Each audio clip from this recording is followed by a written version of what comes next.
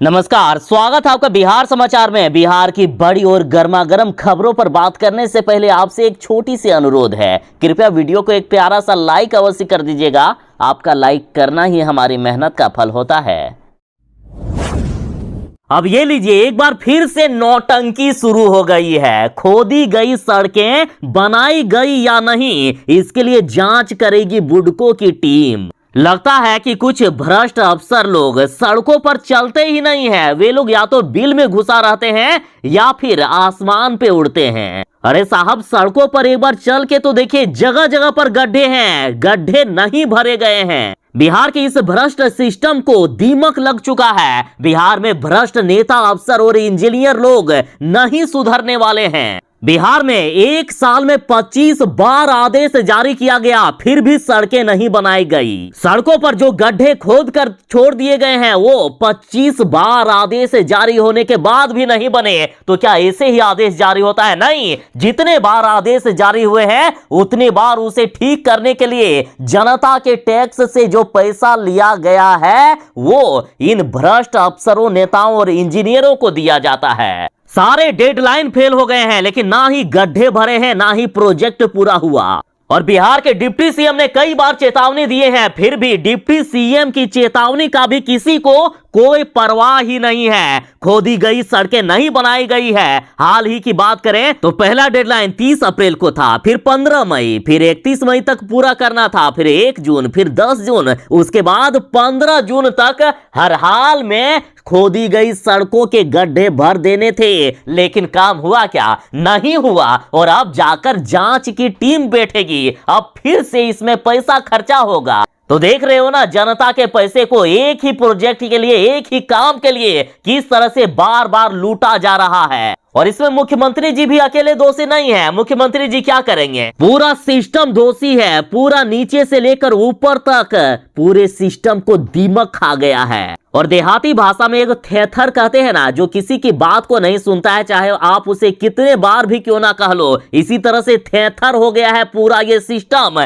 कितने बार भी आदेश दे दो इनको, कितने बार भी डेडलाइन दे दो, लेकिन ये लोग काम करेंगे ही नहीं। और इस बार भी सबको पता है कि खोदी गई सड़कें नहीं भरी गई है, बस थोड़ा मोड़ा भरा गया है। अब इस पर जांच की टीम बैठेगी। और आपको क्या लगता है, टीम बैठेगी तो जिन्होंने भी दोष किया है, जो अधिकारी इसके लिए दोषी है, जो इंजीनियर दोषी है, जो नेता दोषी है, उन पर कार्रवाई सभी पर की जाएगी क्या? नहीं, बस छोटे मोटे किसी पर कार्रवाई करके मामले को दबा दिया जाएगा। फिर से नया डेट जारी किया जाएगा, फिर से जनता के पैसे की इसी तरह से लूटपाट होती रहेगी। पटना सिटी में नमामि गंगे प्रोजेक्ट के तहत जहां तहां पाइपलाइन डाल दी गई है, उसमें से अधिकतर सड़कों को अभी तक ठीक नहीं किया गया है।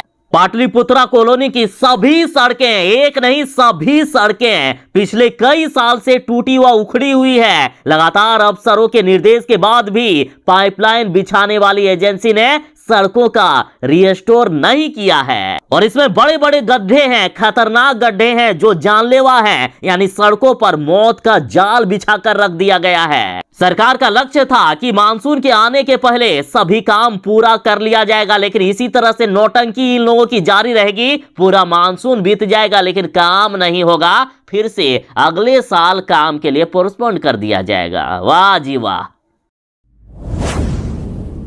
क्या साहब लोग, आप लोग तो बड़े बड़े दावे करते हो स्वास्थ्य व्यवस्था को लेकर। हम जनता के पैसे से बड़े बड़े अस्पताल बनाया जाता है, बड़े बड़े उपकरण लगाए जाते हैं, सारी व्यवस्थाएं की जाती है हम जनता के पैसे से। तो आखिर हमें सुविधाएं क्यों नहीं दी जाती है? आखिर कहां चला जाता है हम जनता के सारे टैक्स के पैसे? आखिर किस नेता और अफसर का इतना बड़ा पेट हो गया है कि जनता के सारे पैसे खाने के बावजूद भी इनका पेट नहीं भरता है? अब देखिए, वैशाली जिले से एक शर्मसार कर देने वाली खबर सामने आ रही है। मोबाइल की लाइट में सरकारी अस्पताल में महिला का ऑपरेशन किया गया और झोला छाप डॉक्टर ने पेट की सिलाई की। और अब तो ये तस्वीरें भी वायरल हो रही है। मोबाइल की लाइट से आप देख सकते हैं, मोबाइल का फ्लैश जलाकर किस तरह से महिला का ऑपरेशन किया जा रहा है। वैशाली जिले के महनार सामुदायिक स्वास्थ्य केंद्र ने सरकार की लचर स्वास्थ्य व्यवस्था और चिकित्सा कर्मियों की लापरवाही की पोल खोलकर रख दी है। और सुनिए, ऑपरेशन के दौरान, महिला का ऑपरेशन हो रहा था, उसके दौरान भी ऑपरेशन थिएटर का दरवाजा पूरी तरह से बंद नहीं था। महिला के ऑपरेशन में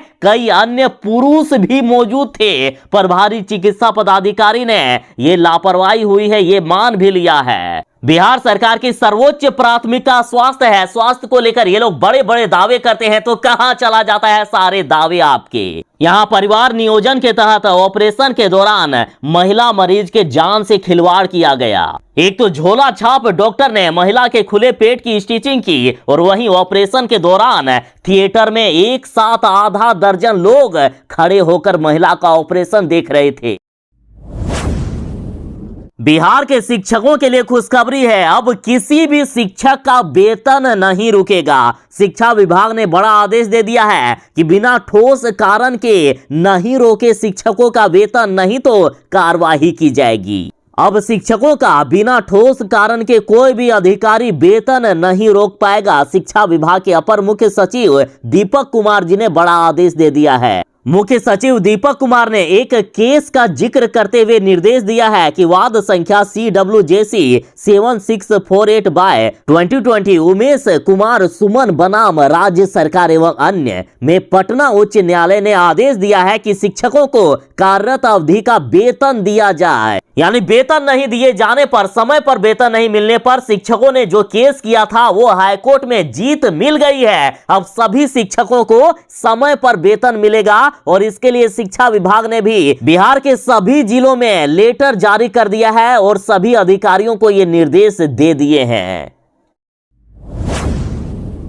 बिहार में कहीं बाढ़ है तो कहीं सुखाड़, कहीं किसानों की खेत में लगे फसल बह जा रहे हैं, तो कहीं किसानों के खेत डूब जा रहे हैं, तो कहीं किसानों के खेतों में एक बूंद पानी के लिए भी तरसना पड़ रहा है। नेपाल में हो रही भारी बारिश के कारण बिहार की कई नदियों में बाढ़ आ गया है, जिससे कई जिलों के किसानों को काफी ज्यादा मुश्किलें हो रही है। लेकिन सबसे मेन मुद्दा कि बिहार में बारिश ही नहीं हो रही है, जिससे बिहार के अधिकांश जिलों के किसान परेशान हैं। किसानों के खेतों में पानी नहीं होने की वजह से धान के बिचड़े यदि लगे भी हैं तो वो भी सूख जा रहे हैं। और इससे भी खराब खबर यह है कि बिहार में अगले 5 दिन तक बारिश ही नहीं होने के आसार हैं। अभी मानसून के समय में जब बारिश तबाही मचाती थी, उस समय बिहार में सूखा पड़ा है। बिहार में दक्षिण पश्चिम मानसून अभी निष्क्रिय हो गई है। 1 से 8 जुलाई तक प्रदेश में केवल 19 मिलीमीटर ही बारिश दर्ज की गई है। और मौसम विभाग ने कह दिया है कि बिहार में अगले 5 दिनों तक बारिश नहीं होने के आसार हैं। हाँ, कुछ जिले ऐसे हैं जहां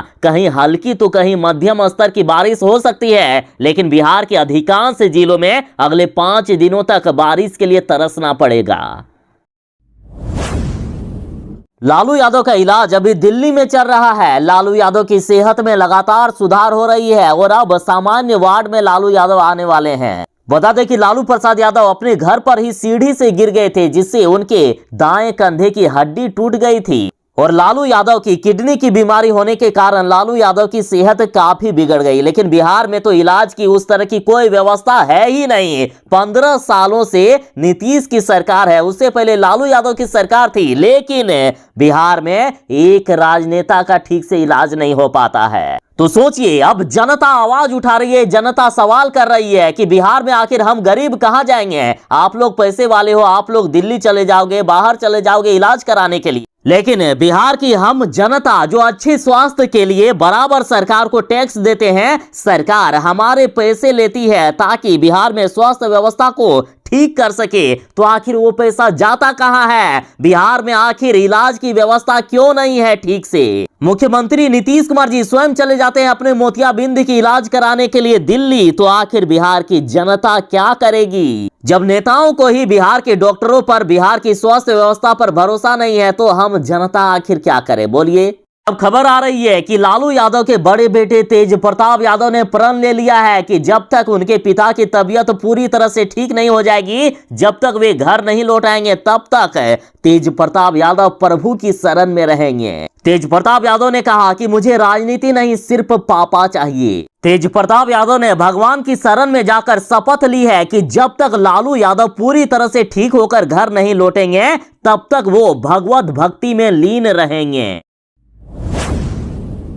बिहार के शिक्षक अभ्यर्थियों के लिए बड़ी खबर है। शिक्षा विभाग ने आदेश जारी कर दिया है कि अब बिहार में 7वें चरण के तहत शिक्षकों की बहाली की जाएगी और लगभग 1.25 लाख शिक्षकों की इस बार बहाली की जानी है। और अब इंतजार की घड़ियां खत्म हो गई है। सिर्फ 1 महीने के अंदर आवेदन की प्रक्रिया शुरू हो रही है। बिहार के शिक्षा मंत्री जी ने ऐलान कर दिया है कि इसी महीने के अंत तक शिक्षा विभाग ने नियुक्ति का शेड्यूल जारी कर देगा। कहा गया है कि बिहार के प्रारंभिक सरकारी स्कूलों में शिक्षकों के खाली पदों को भरने के लिए शेड्यूल जुलाई के अंतिम सप्ताह में जारी होगा। वहीं माध्यमिक और उच्च माध्यमिक शिक्षकों के लिए जो 40,000 पद भरे जाएंगे, उसके लिए अगस्त के पहले सप्ताह में नोटिफिकेशन जारी होगा। और शिक्षा विभाग ने इस बार 1,65,000 से भी ज्यादा रिक्त पदों को भरने की तैयारी पूरी कर ली है। बिहार के प्राइमरी स्कूलों में 1,25,000 पद भरे जाएंगे। वहीं 9,360 माध्यमिक विद्यालयों में और उच्च माध्यमिक विद्यालयों में 40,000 पदों के लिए इस बार बहाली निकल रही है। और सबसे बड़ी बात यह है कि इस बार शिक्षक नियोजन प्रक्रिया पूरी तरह से ऑनलाइन होगी, ऑफलाइन इस बार नहीं होगा। इसलिए इस बार फ्रॉड करने का या फिर गड़बड़ी करने का कोई भी चांस नहीं होगा। इस बार पूरी प्रक्रिया ऑनलाइन किया जाएगा। बिहार के बगहा में हर साल बाढ़ तबाही मचाती है और सबसे ज्यादा दिक्कत गरीबों को होती है। और साहब, ये गरीब फिर से आपसे गुहार लगा रहे हैं, कह रहे हैं कि ये हजूर बहुत दिक्कत बा रहे खाए के, कुछो नहीं के, बाढ़ में उजड़ गया बगहा का ये कांटी तोला। जरा आप तस्वीरें देखिए। बिहार में बाढ़ आने से या थोड़ी ज्यादा बारिश होने से नेताओं के घरों पर थोड़ी सी क्या पानी नहीं घुस जाती है कि सारे मीडिया चले जाते हैं। लेकिन इन गरीबों का आखिर क्या, आखिर इनकी खबर कौन दिखाएगा। देखिए, गरीब का ये कुटिया, किस तरह से पुवाल का ये घर है। 2 बकरी सामने आपको नजर आ रही होगी। सोचिए बारिश में यहाँ क्या हालात होती होगी। ना ही रहने के लिए जगह है और ना ही खाने के लिए अन्न। तो अगली तस्वीर देखिए, इस गरीब का घर भी नहीं बच पाया है। बारिश और बाढ़ में इस गरीब का बांस और पुआल का घर भी टूट गया। कुछ लोग अपने घर को प्लास्टिक से ढक के बचा रहे हैं, लेकिन प्लास्टिक खरीदने तक कोई पैसे नहीं है। प्लास्टिक भी फटा हुआ दिए हुए हैं, जो कोई काम का नहीं है। बगहा के सेमरा लाबेदाहा पंचायत के कांटी तोला बाढ़ पीड़ितों को पिछले 5 सालों से ना तो कोई सरकारी मुआवजा मिला है और ना ही पुनर्वासित जमीन। इस टोला के अधिकांश लोग यूपी और बिहार के दूसरे जगहों पर जाकर बस गए हैं और जो बच गए हैं वो आज भी सरकारी मदद की बाट जोह रहे हैं। यहाँ बीते 5 सालों में 250 से भी अधिक लोगों के घर नदी के गर्भ में समा गया है। इस गांव में महज 80 घर बचे हैं। लोग बाढ़ और कटाव का दंश आज भी झेल रहे हैं। सरकार इन पर कोई ध्यान नहीं दे रही है। तो क्या साहब, ये लोग आपको वोट नहीं देते हैं क्या? इन्हीं लोगों के वोट के कारण आप गद्दी पर बैठे हो। ये जनता आप पर भरोसा करती है, तो आपको भी इन पर ध्यान देना चाहिए। और देखिए, घरों की बात तो अलग है। ग्रामीणों का सैकड़ों एकड़ खेत भी अब नदी में कटकर समा गया है। कुछ खेत थे जहां से खेती करके कुछ थोड़ा पेट भरने के लिए पैसे ये लोग कमाते थे,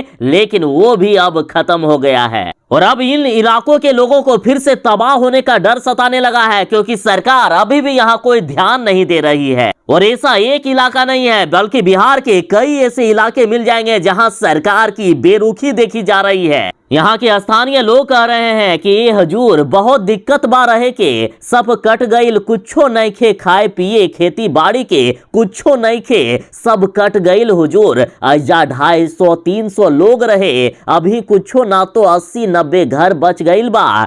सब हित नाता सब बर्बाद हो गईल। कहाँ जाइल जा, प्रशासन से भी अभी कुछो नहीं खे मिलल।